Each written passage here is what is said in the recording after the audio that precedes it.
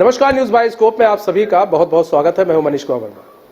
दिल्ली के रामलीला मैदान से आज इंडी गठबंधन ने अपने चुनावी शंखनाद का आगाज कर दिया और इस दौरान मंच पर कई बड़े नेता दिखे। आपको बता दें, घटक दल के जितने भी नेता थे, इंडी गठबंधन के घटक दल के जितने भी नेता थे, वो मंच पर वो दिखे।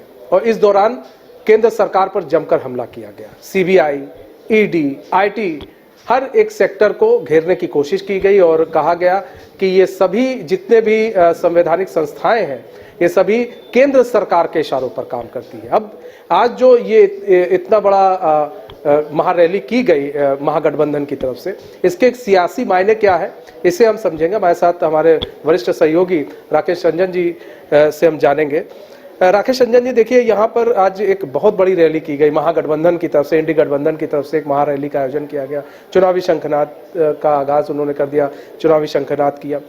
ऐसे में क्या मायने निकाले जाए? इससे जो ये सियासी मायने की बात करें तो सियासी मायने क्या निकाले जाए इसकी? देखिए, जो एक महत्वपूर्ण चीज़ दिखती है मनीष, वो ये दिखती है कि जो उनके घटक दल हैं इंडी गठबंधन के, उनमें से जो मैक्सिमम दल थे वो सभी यहाँ उपस्थित थे।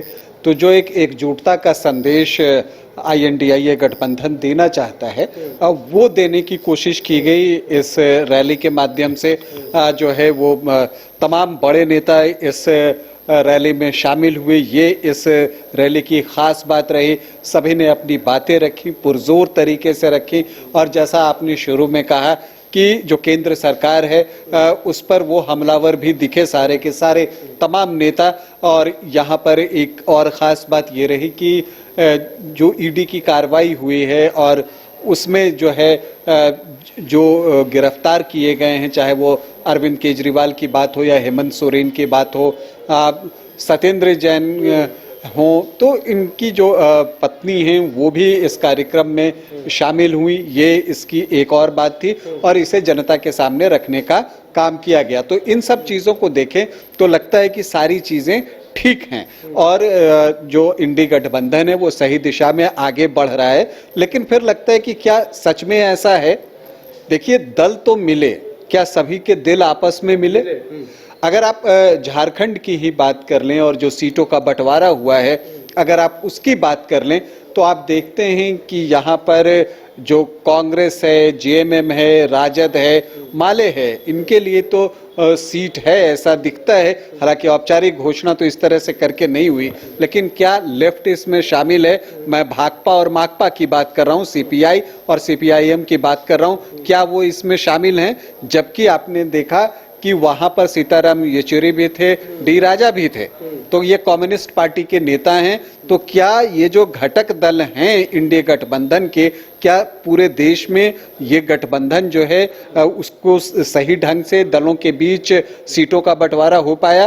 तो झारखंड का एक उदाहरण मैंने आपको दिया। अब आप देखिए, सबसे दिलचस्प पंजाब की कहानी है। दिल्ली में कांग्रेस और आम आदमी पार्टी बिल्कुल साथ में है और भगवंत मान जो है वो आते भी हैं, इस कार्यक्रम में शामिल भी होते हैं। लेकिन इन्हीं भगवंत मान को जब आपने कुछ दिनों पहले विधानसभा में बोलते हुए देखा होगा तो कांग्रेस के लिए किस तरह की बातें आपने की थी वो भी देखा होगा। और ये भी क्लियर है कि पंजाब में आम आदमी पार्टी और कांग्रेस अलग अलग चुनाव लड़ रहे हैं। तो ये बड़ा ही दिलचस्प एक पहलू है इस गठबंधन का, जहां कि आपको कुछ चीजों पर विरोधाभास दिखता है। जैसे केरल में आप देखेंगे कि कांग्रेस और कम्युनिस्ट आमने सामने की लड़ाई में होंगे। आप बंगाल में जाइए तो वहां कांग्रेस को तृणमूल ने खुद में शामिल नहीं किया। तो इस तरह के तमाम उदाहरण आप देखते हैं। आप बिहार चले जाइए तो वहां पर भी कांग्रेस और जो RJD के बीच सीटों का जो बंटवारा हुआ है उसे लेकर तरह तरह की बातें आ रही है। पप्पू यादव की सीट का क्या होगा वो अभी तक किसी को पता नहीं है। RJD वहां से जो है बीमा भारती को उतार रहा है। तो इन सब चीजों को देखकर लगता है कि ये बात तो सही है कि दिल्ली के रामलीला मैदान में आज सारे विपक्षी दल तो मिले, लेकिन उनके दिल मिले हैं या नहीं मिले हैं ये बताना थोड़ा मुश्किल है। जो उदाहरण है वो कुछ और कहानी कहते हैं, और जब ये इकट्ठा हुए एक साथ तो वो कुछ और कहानी बयां कर रहा है। वहां पर एकता दिखती है, और जब आप जमीन पर देखते हैं सीटों के बंटवारे को लेकर तो वहां पर वो विरोधाभास दिखता है।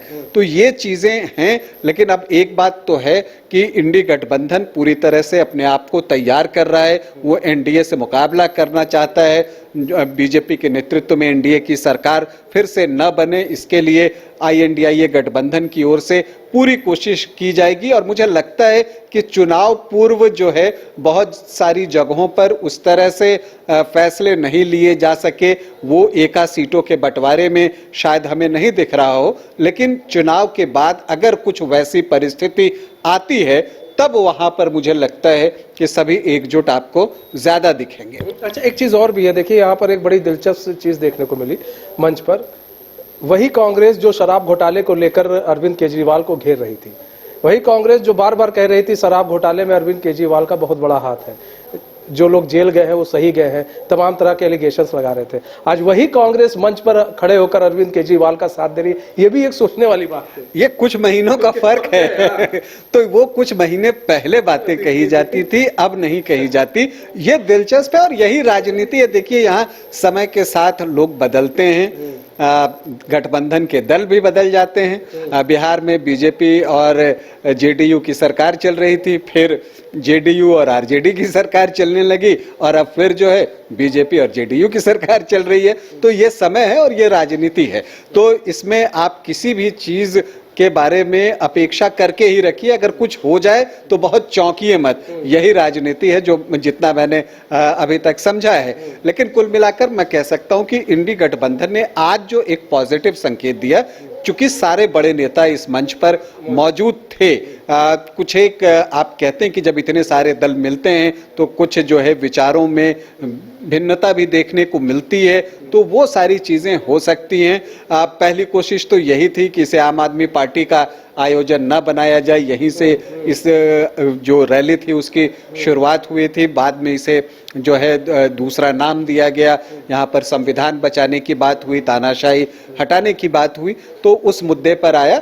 तो ये सारी चीजें हैं, थोड़ी बहुत जो विरोधाभास है वो दिखती हैं। लेकिन जैसा मैंने आपको कहा कि चुनाव के पूर्व भले ही उतना मजबूत ये गठबंधन नहीं दिख रहा हो, लेकिन चुनाव के बाद अगर वैसी परिस्थितियों का निर्माण होता है जहां पर कि बीजेपी लेड एनडीए को कम सीटें मिलती हैं, तो वहां पर ये आपको एकजुट दिख सकते हैं। फिलहाल देखिए, आज की जिस तरह से आज इंडी गठबंधन की आज एक महारैली थी, इस दौरान एकजुटता दिखाने की कोशिश की गई इंडी गठबंधन के द्वारा कि हम सब एकजुट हैं।